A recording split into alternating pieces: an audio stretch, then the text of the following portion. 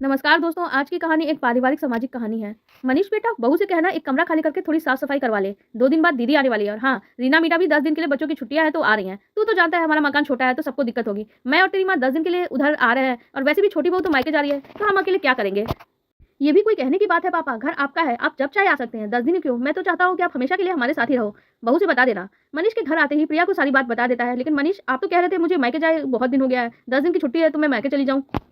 2 साल हो गए, एक ही शहर में होते हुए भी मैं 4 दिन भी चैन से नहीं रह पाती माँ के घर। मेरा भी तो मन करता है ना, तो मैं क्या करूँ? मना कर दूँ पापा को कि हम अलग रहते हैं, अब आप हमारी ज़िम्मेदारी नहीं हो, आप अपना देख लो। अरे ये उनका मकान है, अब मकान छोटा है और सपना भी मायके जा रही है तो अच्छा है मनीष, हर छुट्टी में देवरानी जी पीहर चली जाती है और जब मैं पापा जी से पूछती हूँ तो कह देते हैं तुम्हारा मायका तो यही है, जब मन चाहे तब जा सकती हो। जैसे कि मेरा एक पैर मायके में और दूसरा ससुराल में हो।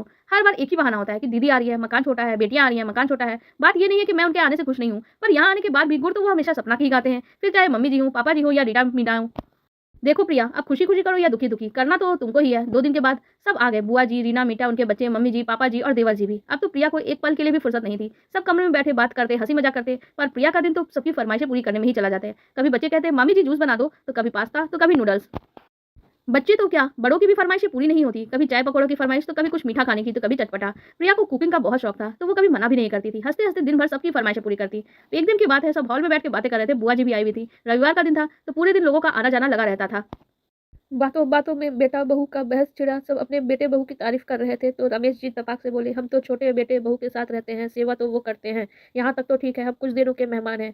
बुआ को ये बात हजम नहीं हुई। वो आई तब से देख रही थी प्रिया अकेली सारा काम करके सबको किस तरह से खुश करने में लगी है, पर उसके चेहरे पे कोई शिकायत के भाव नहीं होते। उन्होंने कहा, रमेश, तुम भले ही छोटे बेटे बहू के साथ रहते हो, पर मेहमानों की आवभगत व्यवहार संभालना तो बड़ी बहू करती है। 10 साल हो गए मनीष की शादी के, 8 साल से तुम्हारे साथ है, 2 साल से अलग।